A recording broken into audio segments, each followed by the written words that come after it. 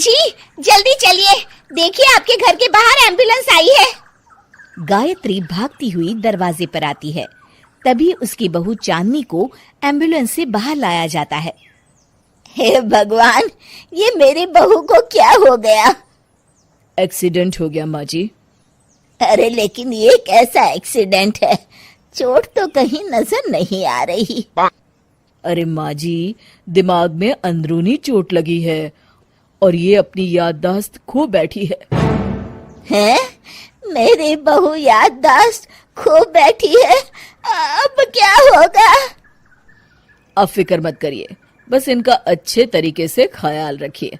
मैंने दवाइयाँ दे दी हैं, अब मैं चलता हूँ। अगले दिन अब तेरी तबीयत कैसी है बहू? बहू? किसकी बहू? हम भैरवगढ़ के ठाकुर विक्रम सिंह की बेटी रूपवती हैं। हम एक राजकुमारी हैं और तुम हमारी दासी हो बुढ़िया। अरे बेटा विशाल, बहू कैसी बहकी बातें कर रही है। अरे कुछ मत पूछो माँ, रात को मुझसे अपने पैर दबा रही थी।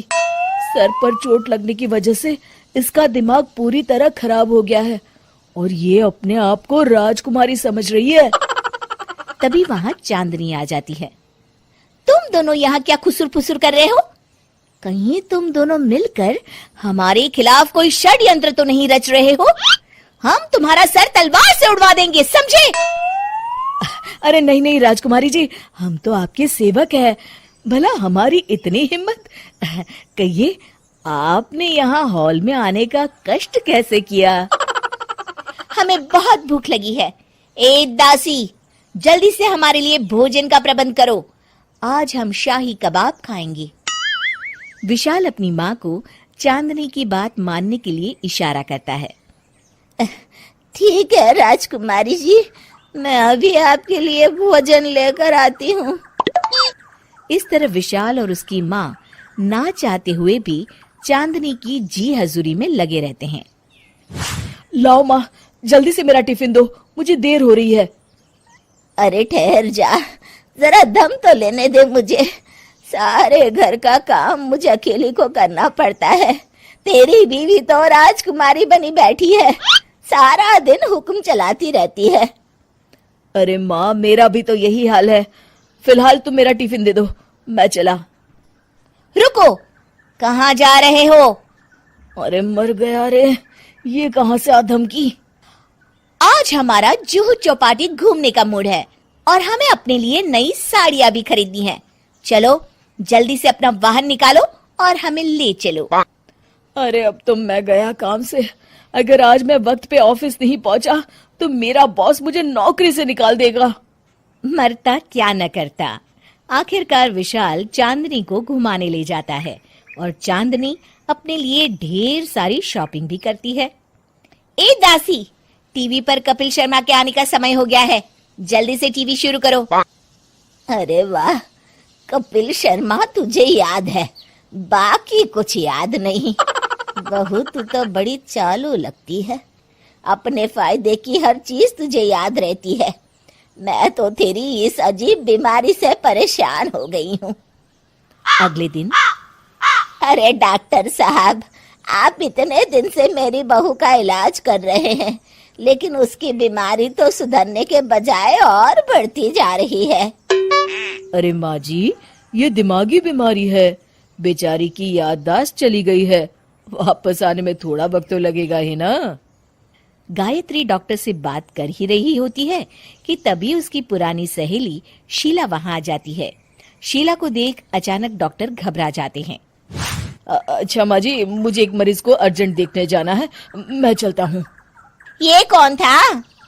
अरे अब क्या बताऊं शीला, एक एक्सीडेंट भी मेरी बहू की याददाश्त चली गई है। ये डॉक्टर उसका इलाज कर रहा है। ये डॉक्टर कब से बन गया? अरे ये तो चमन पान वाले का लड़का है, सारा दिन नौटंकी करता रहता है। अच्छा तो ये बात है, अब मैं समझी। मेरी बहू और ये पान वाले का लड़का दोनों मिलकर मुझे बेवकूफ बना रहे थे। चल तू मेरे साथ। गायत्री शीला को एक बड़ा सा डंडा हाथ में देकर अपनी बहू चांदनी के कमरे में ले जाती है। बहू, ये मेरी सहेली है, एक डॉक्टर है। इसने तेरे जैसे न जाने कितनों का इलाज 2 मिनट में कर दिया है। इसका कहना है कि सर पर जहाँ चोट लगी हो, अगर उसी जगह दोबारा किसी बड़े डंडे से जोर से मारा जाए तो मरीज की याददाश्त वापस आ जाती है। देख, हम डंडा भी लाए हैं। अपनी सास की बातें सुनकर और हाथ में बड़ा डंडा देख चांदनी घबरा जाती है। अरे बाप रे, मैं तो फंस गई। इस डंडे की एक बार की वार से ही मैं तो चारों खाने चित हो जाऊंगी। अब क्या करूं, क्या करूं, क्या करूं? लेकिन गायत्री, डंडा सर पर ठीक उसी जगह लगना चाहिए जहाँ चोट लगी है। अरे तू चिंता मत कर, 2-4 बार मारूंगी तो एक बार तो सही जगह लग ही जाएगा ना। चल बहू, तैयार हो जा। अरे नहीं नहीं माँ जी, मुझे मत मारिए। दरअसल घर के काम करने से बचने के लिए मैंने ये सब नाटक किया था। मुझे माफ कर दीजिए, मैं कान पकड़ती हूँ। दोबारा ऐसी गलती कभी नहीं करूंगी।